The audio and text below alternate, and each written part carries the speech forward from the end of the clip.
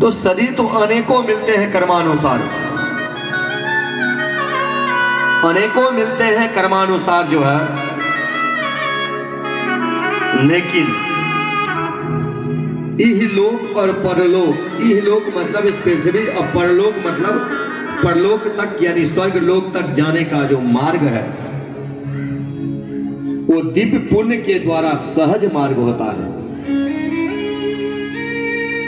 हमारे माता पिता, दादा दादी, परदादा परदादी जितने भी संगे संबंधी हैं, उनको जाने के बाद वो कुछ लेके नहीं जाते हैं, वो वहीं छोड़ के चले जाते हैं। तो हमारे शास्त्रों के मुताबिक हमारे समाज में जो उनके जो वंशज हैं, पुत्र हो या पुत्र हो, जो भी रिश्तेदार हैं, उनको श्रद्धांजलि देना चाहिए।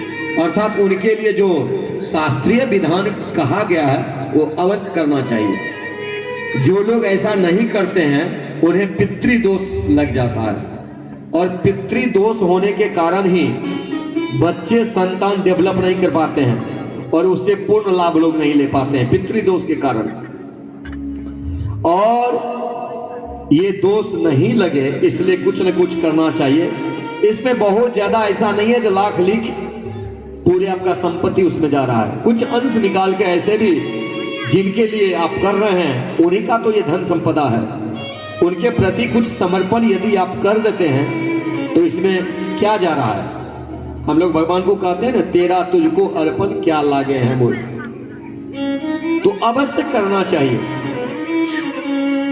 हम कथावाचक के साथ साथ आचार्य पंडित भी हैं, तो जो जजमान होते हैं उन्हें सही मार्गदर्शन देते हैं जो इस प्रकार का आयोजन करें।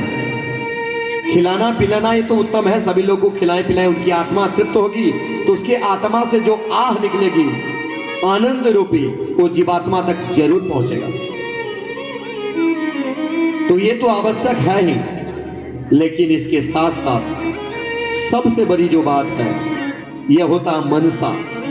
यदि मन में प्रेम नहीं हो, यदि आनंद नहीं हो, समर्पण ना हो, तो ये सभी लोग नहीं कर पाते हैं। ये जानते हुए भी सभी लोग कहां कर पाते हैं, कुछ ही लोग कर पाते हैं। देखिए, प्रेम और समर्पण में अंतर होता है। अगर कोई आदमी, कोई अतिथि किसी के घर पर जाएंगे और कहेंगे बच्चा एक गिलास पानी देना, प्यास लगा हुआ है, तो बच्चा पानी लेके आया, ये क्या है? ये प्रेम है। उसको ज्ञान मिला हुआ, अतिथि को लौटाना नहीं चाहिए। पता नहीं कहीं अतिथि के रूप में यदि भगवान हो जाएंगे तो श्राप दे के चले जाएंगे, तो पानी दे के चले गए, वहां रुके नहीं, ये प्रेम तक सीमित है। लेकिन यदि ग्लास का पानी हाथ में लेके तब तक खड़े हैं जब तक वह ले नहीं लेते हैं और जब तक पी नहीं लेते हैं, इसी को तो समर्पण कहा गया है। तो समर्पण भाव जो है, यह जब तक माता पिता के प्रति उस संतान का नहीं होगा तब तक ये कार्य नहीं हो पाएगा।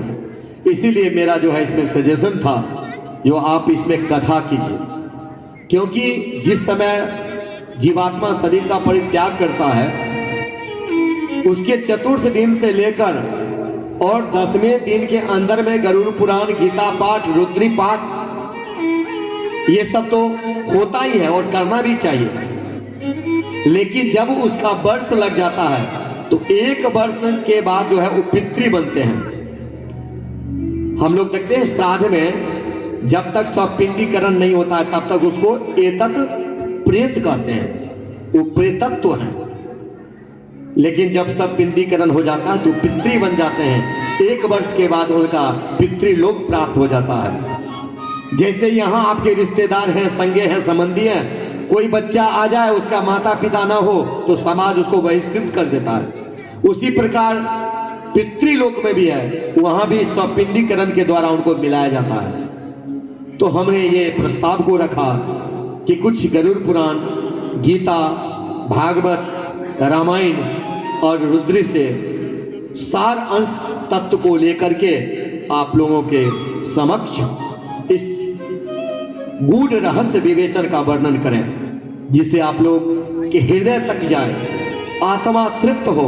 और यदि आत्मा तृप्त होगा तो आप आत्मा में ही परमात्मा का निवास होता है। उस परमात्मा का ही आत्मा अंशी होता है। और वह अंशी यदि कोई आदमी आप देखिएगा पुण्य कार्य नहीं कर रहा है, फिर भी वह डेवलप कर रहा है, तो निश्चित तौर पर समझ जाइए कोई न कोई कहीं न कहीं किसी रूप में उसके लिए प्रार्थना किया होगा। वो प्रार्थना का फल है। जो दिव्य कार्य नहीं करते हुए वो डेवलप हो रहा है, लेकिन उस व्यक्ति को पता नहीं चलता है।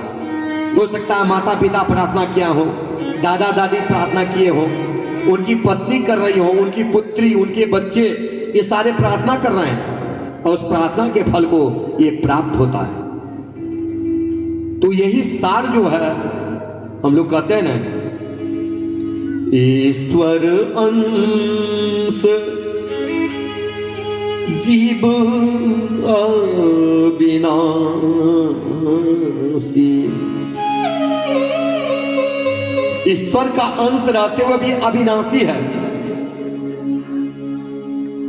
अविनाशी उसका नाश इसलिए होता है, अविनाशी है ईश्वर का अंश। तो जीवात्मा जो है वो परमात्मा का अंशी है और हर अंशी अपने अंश को प्राप्त करना चाहता है, मिलना चाहता है। हर अंशी अपने आत्मा से आत्मा परमात्मा में लीन होना चाहता है। क्यों? इसलिए क्योंकि उसका टुकड़ा है। आप जैसे मान लीजिए जल हम गिराते हैं, 2 तल्ला पर से जल गिराएंगे तो जल कहां जाएगा? पृथ्वी को। क्यों? क्योंकि उसका अंशी पृथ्वी है, वो आकाश में नहीं जाएगा। लेकिन हम अगर आग जलाएंगे तो वो नीचे की ओर क्यों नहीं जाता, ऊपर क्यों जाता है? क्योंकि उसका अंशी सूर्य है। तो इसलिए आत्मा का अंशी परमात्मा है। इसलिए आत्मा का तृप्त, यदि आत्मा से किसी को दुआ दे दीजिएगा ना, तो वो उसको अमोघ शक्ति प्राप्त हो जाएगा, रामबाण हो जाएगा। लेकिन आत्मा से यदि बद्दुआ मिल जाए, यदि ठोकर लगा देते हैं, कष्ट दे देते हैं, परेशान कर लेते हैं, लूट लेते हैं, ठग लेते हैं, ऐसे व्यक्ति के प्रति अगर बद्दुआ निकल जाए तो करोड़पति क्यों ना हो, वो धीरे धीरे धीरे धीरे करके नीचे की ओर जाता है, नीचस्त होते जाता है। भले उसको लगता है हम ठग लिए, ऐंठ लिए, लेकिन ये क्षणिक है। तो इसी उद्देश्य से ये कार्यक्रम का आयोजन किया गया है।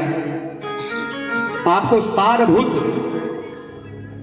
अति आनंदमय रसिकता से ओतप्रोत कथा श्रवण करने को मौका मिलेगा। हमारे प्रमुख अरविंद ठाकुर जी और उनके पुत्र सिद्धांत जी के अथक प्रयास से ये कथा का सार रूप दिया गया है। ये आप सारी व्यवस्थाएं देखती हैं। ये सभी हम इन्हें धन्यवाद देते हैं कि ऐसे ही इनके हृदय में रसिकता हो, भगवान के प्रति समर्पण भाव हो। आइए हम लोग कथा की ओर आगे बढ़ें। पहले 2-4 भगवान का नाम का संकीर्तन करें, तत्पश्चात कथा की ओर हम लोग आगे बढ़ेंगे।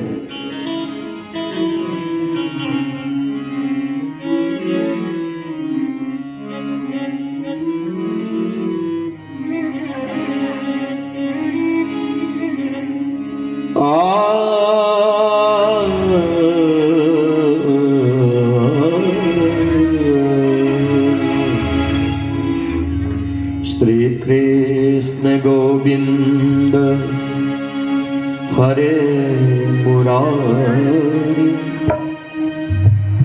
हे नाथ नारायण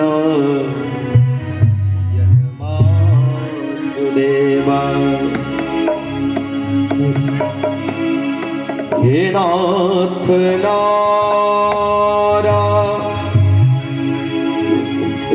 वासुदेवा। सबसे आग्रह है एक एक करके, कोई मतलब लाइन में यहाँ लग जाइए। एक एक करके जो जैसे बैठे हैं उस हिसाब से आएंगे और एक एक करके यहाँ भाभी को पुष्प अर्पित करने के बाद में बाहर में लाइन, जैसे ही यहाँ से लाइन जाएगा वैसे ही लाइन सीधा बाहर निकलेंगे। आप सभी को जो मिलना है वो वहाँ मिलेगा। फिर आप लोग बाहर निकलिएगा लेकर के, जो जैसे आए हैं अपना अपना आदमी